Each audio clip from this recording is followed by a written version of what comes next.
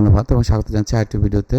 আজকে ভিডিওটি মূলত তাদের জন্য যারা যাদের পরিবারে বায়োপোলার মুড ডিসঅর্ডারের রোগী আছে, সেই রোগীদের পরিচর্যা করা বা ভালো রাখার জন্য 3টি গুরুত্বপূর্ণ করণীয় বিষয় নিয়ে কথা বলছি। আমি কাউন্সেলিং সাইকোলজিস্ট আশুজামল রাজু। মনের রোগ বা মানসিক সমস্যা যখন কারোর ভিতরে হয়, তখন তার পরিবার একটা সময় ছিল খুব অসচেতন ছিল। এর যে চিকিৎসা দরকার, তাকে যে একটু কেয়ার দরকার, সেটা অনেক সময় তারা বুঝতো না। কিন্তু এই বিষয়টা কিন্তু এখন চেঞ্জ হয়ে গিয়েছে।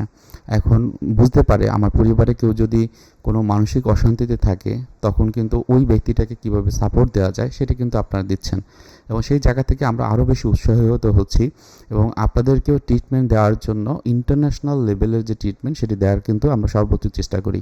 আমরা কোলাবোরেশন করি যে বিদেশে অথবা নতুন নতুন কি চিকিৎসা পদ্ধতি বের হয়েছে সেগুলো কিন্তু উদ্ভাব করে আপনাদের উপর অ্যাপ্লাই করার চেষ্টা করি।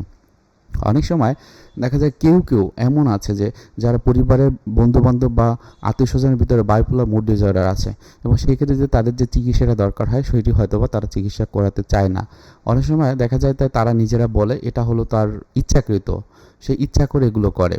অ্যাকচুয়ালি কী হয়, মনের রোগ, সেটি বায়োপোলার ডিসঅর্ডার হোক বা অন্যান্য রোগ হোক, সেই রোগগুলো আমাদের ব্রেনের ভিতরে এফেক্ট ফেলে। যখন এফেক্ট ফেলে তখন ওই ব্যক্তি যে আচরণগুলো করে তার মাধ্যমে আশেপাশের মানুষগুলো বুঝতে পারে যে এ আগের মতো নেই। এই যে আগের মতো নেই, সেই জায়গাটাকে পরিবর্তন যে হলো, কী জন্য হলো, কীভাবে এর থেকে রিকভার করতে হয়, এই জন্য আপনাদের প্রথম এবং প্রধান যে কাজটাই সেটি হলো ধৈর্য ধারণ করা এবং বিষয়গুলো বোঝার চেষ্টা করা।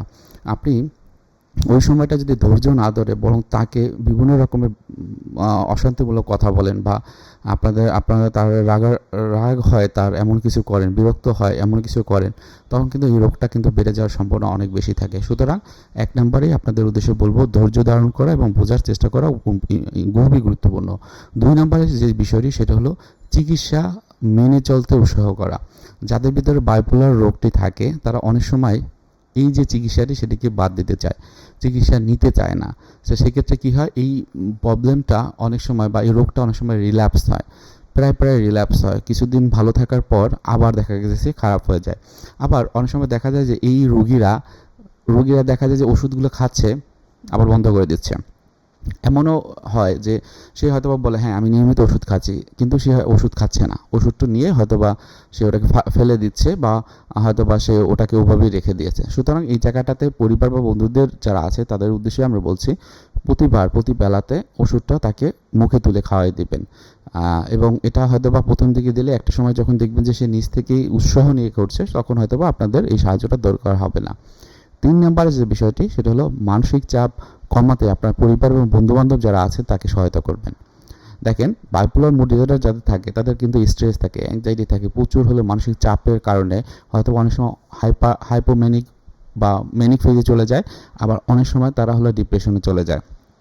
এই যে সময়টাতে দরকার হয় তার পরিবার বা বন্ধুবান্ধব যারা আছে তাদেরকে একটু তাকে উৎসাহ দেওয়া, তার যে স্ট্রেসগুলো আছে সেগুলো আইডেন্টিফাই করার জন্য তার কথাগুলো শোনা, এবং সে যখন অনেক বেশি স্ট্রেস আউট হয়ে যাবে তখন কিছু সেলফ হেল্প টেকনিক আছে সেগুলো তাকে একটু তুলে ধরা। যেমন কী রকম হয়, দেখা যায় যে তার একটু মেডিটেশনের যে এক্সারসাইজ, হ্যাঁ, একটা জায়গাতে বসে চোখটা বন্ধ করে একটু বসো, একটু রিল্যাক্স হও, কাম হও, তুমি সেভ, এরকম বলে তাকে একটু কুল করা, শান্ত করা।